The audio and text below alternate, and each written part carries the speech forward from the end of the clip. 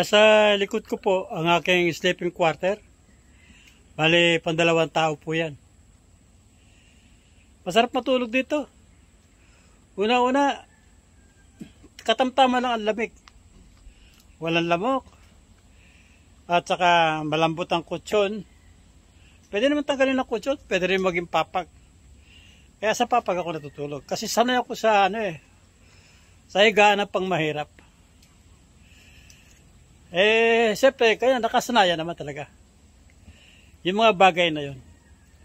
Kaya naman tayo lahat ay mapag-aaralan. Pero, hindi na siguro kailang pag-aaralan kung talagang kaya ng katawan mo, bakit hindi. Ang mahalaga, nakarating tayo sa isang lugar na tahimik, may mapayapa, at meron tayong peace of mind. Wala lang stress. Ang stress ay silent killer, sa totoo lang po. Una-una, mahalin mo yung sarili mo bago ka magmahal ng iba. Love yourself before love your others. Maganda po sikat na araw ngayon. At tamang-tama tayo na nasisikatan ng araw ng biyaya ng ating Panginoon para sa katauhan. Magpalayo po tayo natin may kapal sa araw na ito.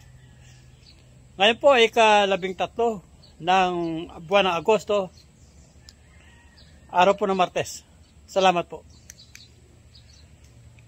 Naman ang kanilang kumbaga sa mga pahingahan, kung pwede kayo magkwentuhan dito, at kung ano mga topic na dapat pag-usapan habang nagpapahinga.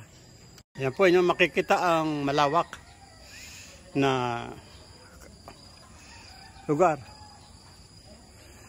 ng kanilang pamamahay, ng kanilang site. Kung saan po ang bakuran, yan po ang kanilang mga property rito. Ang pinaglaylabangan ni Madam Amor Power, yung kanyang munting farm na dati sila nakakakuha sila ng mga gulay, mga prutas na kanilang itinanim. Kumbaga sa ito pinaka-exercise nila. Ito yung kanilang pinaka-pahingahan.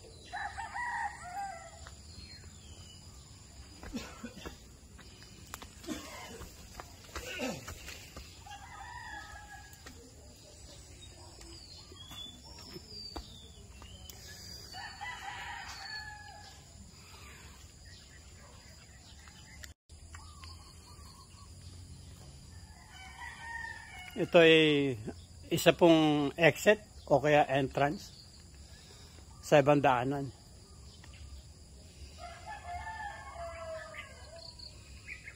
Yung mapinagbulukan ng gulay. Oh, yun. Fertilizer yan. Swamp fertilizer. Oo.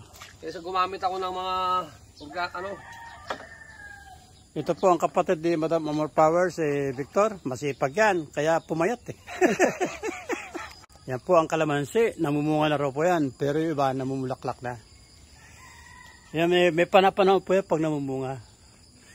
So iba't ibang klase ng puno na kailangan tinanim, upang pagdating ng araw, mapapakinabangan po nila. Ito naman po ang kailang tahanan ni Madam Amor Power, ang kailang rest house.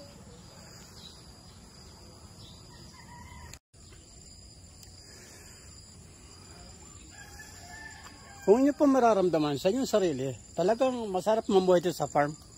Lalo't marami kayong mga tanim na iba't ibang mapapakinabangan yung pagdating ng araw. Katulad ng iba ito, hindi pa yan namumunga. Pero pag yan namunga yan, maganda sa pakiramdam na kayo nasasakyan ninyo ang mga bunga na yan ng inyong pinaghirapan.